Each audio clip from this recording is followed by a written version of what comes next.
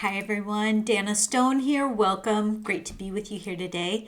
Today we're talking about the law of attraction, probably the most well-known of the laws.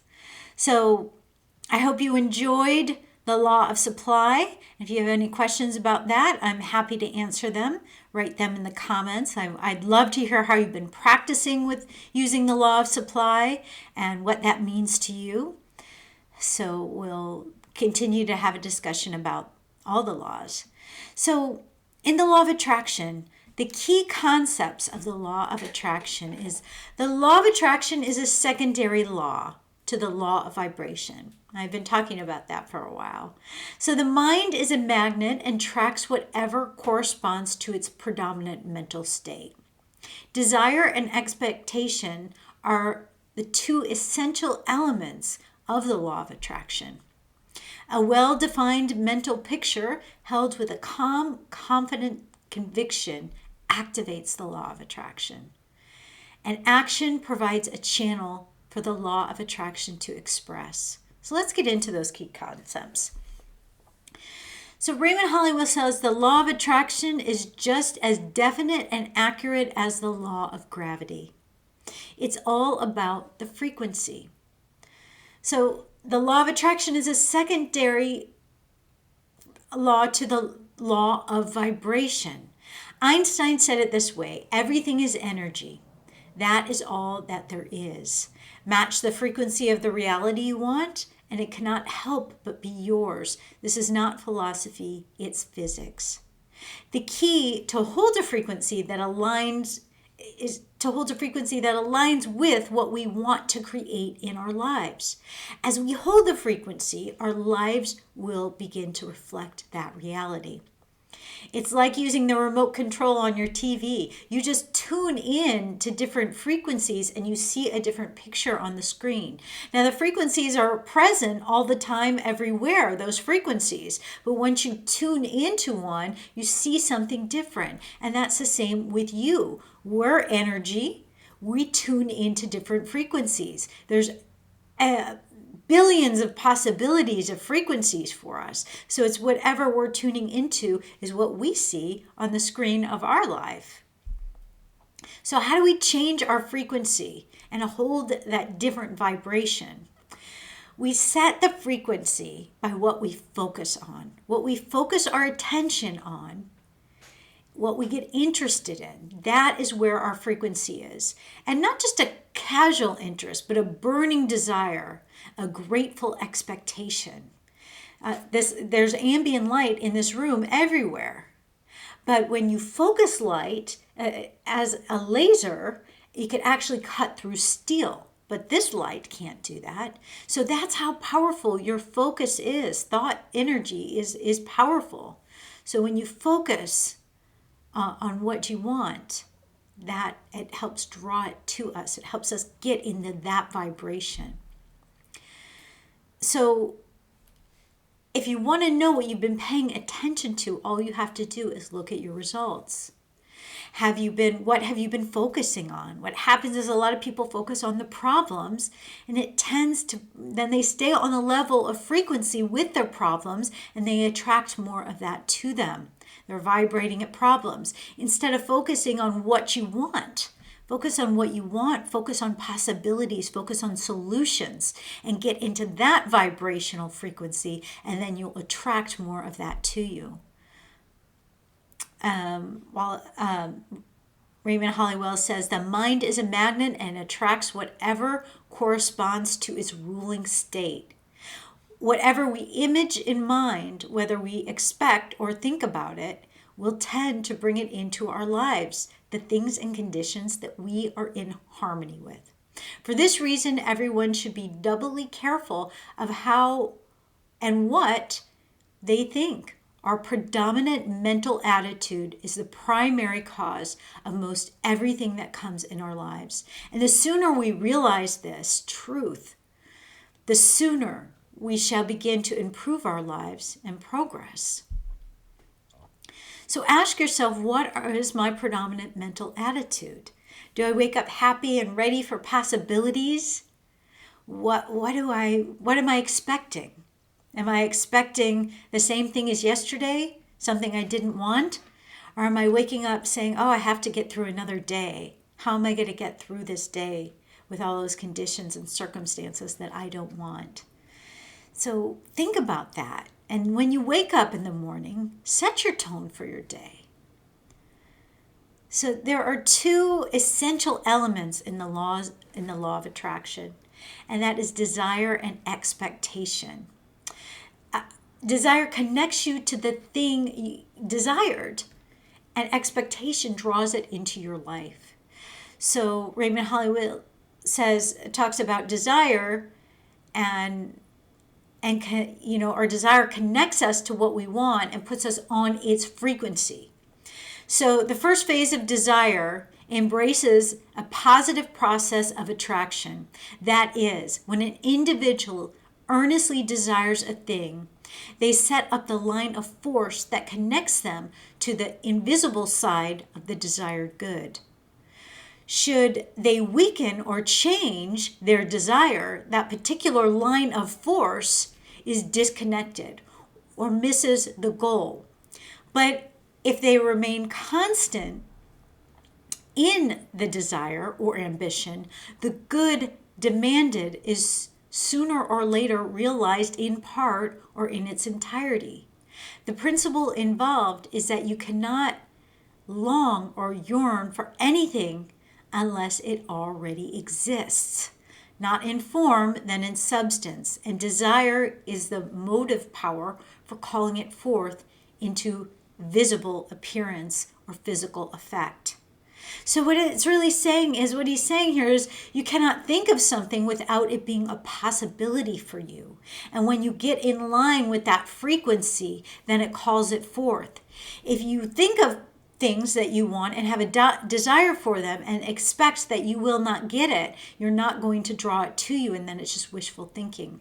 So, and he goes on to explain the expectation is the pull that actually brings the desire into your life. He said it is no use to desire a thing unless you expect to get it, either in part or in full. Desire without expectation is idle wishing or dreaming. You simply waste much valuable mental energy in doing this. Desire will put you in touch with the inner world of causes and connect you by invisible means with the substance of the thing desired. Then continuous expectation is necessary to bring it into reality in your life. Much like the pull of gravity in its physical realm, expectation is a drawing force of the mind which acts in the invisible realm. So there's also a little bit of cause and effect here too. We cause it by thinking about it, and the expectation is the effect that I have it, and then we can't help but get it. So one way to live in expectation is through gratitude. In the Science of Getting Rich, Wallace Wattles speaks about as grateful expectation. He says, be as grateful now for the thing you desire as you would expect to be when it has actually taken form. What we desire is already ours. It's not just in its physical form yet. It exists. Our burning desire and grateful expectation put us in the frequency that brings it into physical form. To do this, you have to create a clear mental picture. Our mind thinks in pictures. And so we have to generate a picture because we want to cause the feeling and hold that frequency, the vibration. And so we form a clear and well-defined mental picture of what we want. And then we feel, we expect it. We have that burning desire.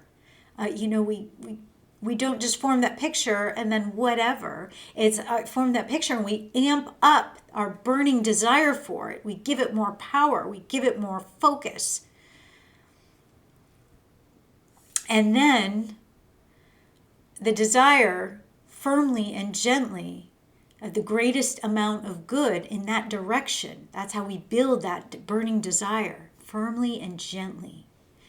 And then we hold that mental image with calm, confident conviction. See, the calmer and more peaceful you are, the better the results. The main thing is to hold the thought, then nourish the thought with the calm and confident conviction that what you seek will come.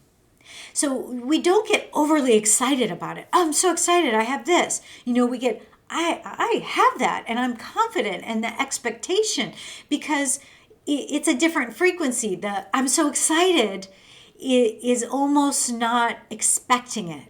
So we have a calm confidence that it is coming. It is coming into reality. And that's a different frequency than the wanting of it. So we have to get into the having of it and not the wanting. And those are two different levels of frequency.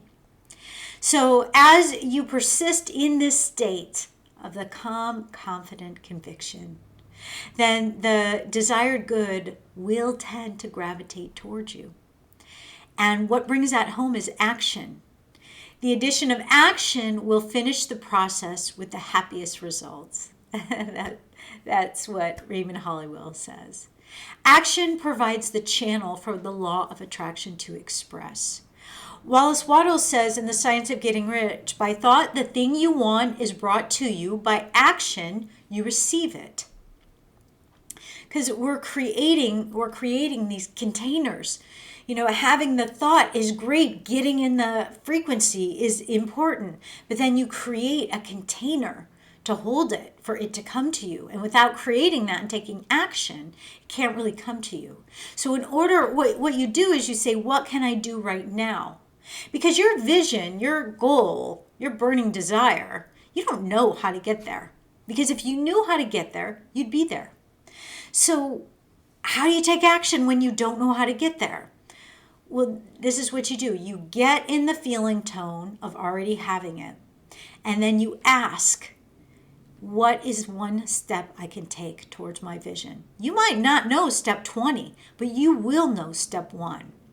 And it's just like you take that step. So it's just like if you were to climb Mount Everest, you have to start with one step. You take one step and then another step and then another step. And soon you're a little bit up the mountain. And soon in your goal, you're a little bit up the mountain towards your goal. And then things will reveal itself to you. Just like when you're on that mountain, you have a different vantage point and you could see things that you couldn't see from the bottom of the mountain. So just like that, things will reveal itself to you that you're not going to see from where you are at the beginning of your journey. So you have to just trust. You have to trust in the burning desire and the confidence and the expectation and take that step. And even if it doesn't turn out to be the right step, it's okay. Because that step will reveal the next step. And so you just keep going. So your life work for this lesson is to write a clear vision. Write a clear vision of what you want to create and get in detailed about that, because the universe loves details. Create a vision board, write your vision down every day, do a meditation when you're picturing your vision. I have a couple different meditations about that. If you want some, I'm happy to send them to you. And then get in, 5-sensorize it. In your vision. You're in your vision. What does it feel like? What does it taste like? What does it smell like? What does it sound like? What does it look like? That's how you get into the vibration of that. And practice your grateful expectation. I'm so happy and grateful now that I'm living this life. And do things from that vision. Take action from the vision. Know that it's already yours. It's yours in invisible form, and that's what you expect brings it to you. So I hope that really helped with the law of attraction. If you have any questions about it, I'm really happy to answer them for you. Any questions on any of these laws, feel free to ask your questions and I'll answer them on the weekly coaching call on Friday mornings. I'm happy to do that. Any questions about any of these laws? And practice them. Practice using these laws. Because it's great to watch the video and learn about them, but it won't change your life. Actually doing the steps and practicing them will. So have fun with that. And I will see you in the next video. The next video is about the law of receiving. So I will see you then. Have a great day and a great week. Take care.